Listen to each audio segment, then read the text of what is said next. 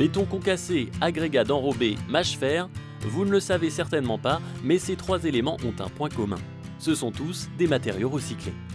Première question, un matériau recyclé, c'est quoi? Commençons d'abord par définir le matériau recyclé. Il s'agit de tout matériau élaboré à partir d'un déchet et destiné à être utilisé seul ou en mélange avec d'autres matériaux pour la réalisation de structures de route. Précisons que les matériaux recyclés ne contiennent pas de substances dangereuses. Des analyses sont réalisées en continu pour s'en assurer. Deuxième question, comment fabrique-t-on des matériaux recyclés? En recyclant des déchets. Des installations sont spécialisées dans le recyclage des matériaux sur tout le territoire. Il existe aussi de nombreuses installations mobiles allant de chantier en chantier. Bertrand Lepape dirige une de ces plateformes de recyclage.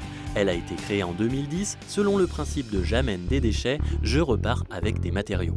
Comment transforme-t-il les déchets? Allons lui poser la question. Je voulais une plateforme vraiment qui prend toutes sortes de matériaux. Les bétons, suivi des enrobés à recycler. Ensuite donc le bois, le placo-plate, les déchets verts un petit peu aussi. Les gros blocs de béton sont broyés avec une pince sur la pelle. Et une fois qu'ils sont transformés en petits morceaux, ils passent dans un concasseur, suivi d'un criblage pour vraiment sortir un matériau propre. Ces matériaux, une fois qu'ils sont transformés, ils partent pour refaire des routes, des structures de route. Les avantages économiques sont surtout lorsqu'on vient bénir des matériaux qu'on peut recycler, surtout qu'on peut repartir en charge. Autrement, le coût de transformation est quand même assez élevé vu les machines qu'il faut. Il faut utiliser des matériaux recyclés pour préserver tous les sites de classe 3 qu'on a dans la région. Ça permet de préserver les carrières pour les années à venir. Les matériaux recyclés soulèvent souvent une interrogation sur leur qualité. Les matériaux après recyclage sont analysés par un laboratoire qu'on a interne, Ouest Enrobé, qui analyse le 0,20, 0,315 et le 0,80 pour savoir s'il est noble.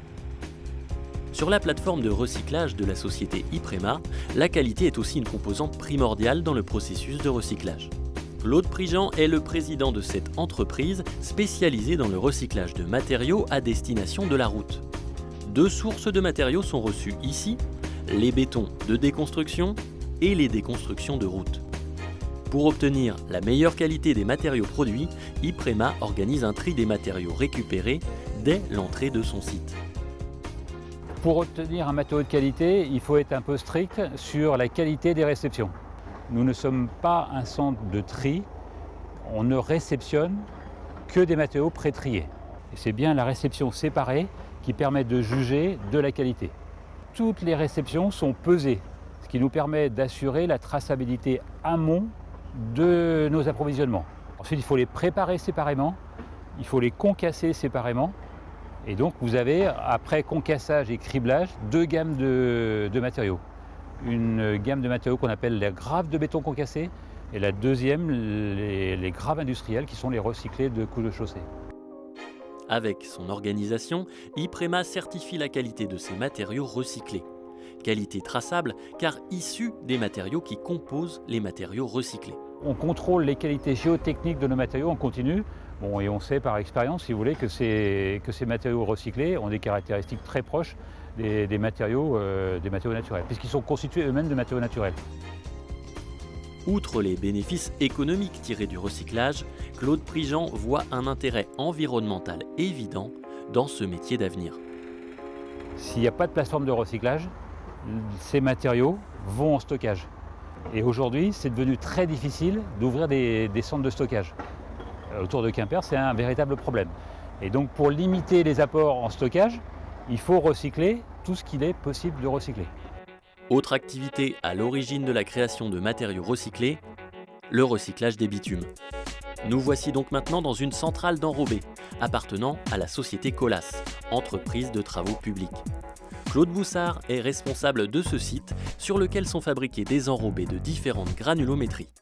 Ils sont ensuite utilisés sur des chantiers de la société Colas ou de ses clients. Voyons comment est fabriqué un enrobé et comment le recyclage intervient dans ce processus. Le processus de fabrication d'un enrobé, c'est mélanger des matériaux. Ces matériaux pouvant être soit des granulats, je dirais, neufs de carrière, soit des matériaux de recyclage de vieux enrobés que nous ramenons ici sur le site avant de les concasser pour les réutiliser.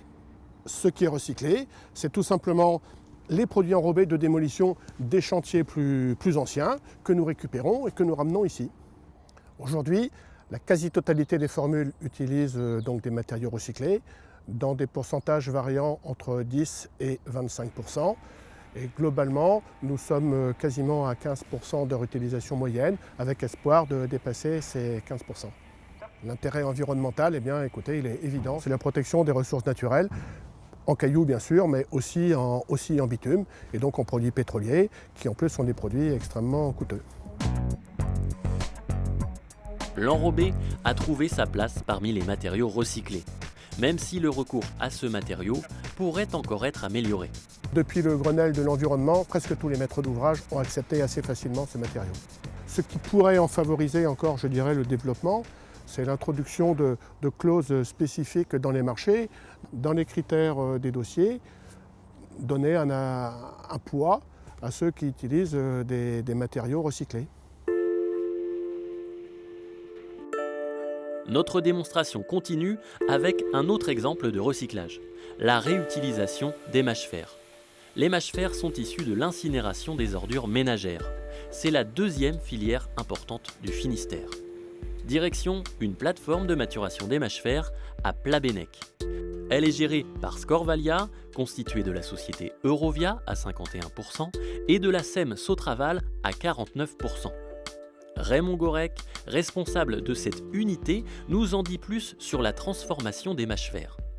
Ils arrivent par camion, ils sont stockés donc à l'air libre pendant environ 3 mois, où ils subissent une maturation naturelle au contact de l'air. Ensuite, ils subissent des traitements physico-chimiques. D'une part, on en extrait les métaux ferreux, non ferreux, on extrait les imbrûlés. On crible les matériaux pour leur donner les caractéristiques nécessaires géotechniques pour l'utilisation en technique routière, pour obtenir un matériau donc complètement satisfaisant vis-à-vis de l'environnement. 90% des mâches-fer bruts entrants sont ainsi valorisés. Le matériau obtenu est appelé grave de mâche-fer. Depuis plus de 20 ans, les mâches-fer sont utilisés en sous-couche routière et une réglementation récente vient d'en confirmer la faisabilité technique. Il y a une nouvelle réglementation qui a été mise en place en juillet 2012 et qui justement confirme l'utilisation des mâches-fer en technique routière. C'est fondamental parce qu'il est nécessaire que les maîtres d'ouvrage et maîtres d'œuvre puissent donc s'appuyer sur une réglementation. C'est un matériau comme les autres matériaux de carrière. C'est un matériau excellent et il n'y a aucune raison qu'il ne soit pas dans les offres de base comme tout autre matériau. En bon matériau recyclé, la grave de mâche-fer cumule intérêt économique et intérêt environnemental. C'est un matériau alternatif qui permet de préserver les ressources naturelles. Et si ce matériau-là n'était pas utilisé en sous-couche routière, il serait nécessaire donc de le stocker dans des installations dédiées qui n'existent pas aujourd'hui dans le Finistère, ce qui aurait un surcoût de transport d'une part, mais un surcoût également 10 fois supérieur au coût actuel. Vous l'avez vu tout au long de notre approche, le matériau recyclé revêt un rôle très important dans la préservation des ressources et dans une meilleure gestion des déchets. C'est pourquoi il se développe des activités de recyclage de matériaux issus de la déconstruction et de l'incinération des ordures ménagères sur le Finistère. Les enjeux sont multiples, citons en exemple la limitation de l'enfouissement, la diminution du recours aux ressources naturelles, la baisse du transport. La transformation, puis l'utilisation de matériaux recyclés devient une chance à saisir dans l'optimisation de la seconde vie des déchets.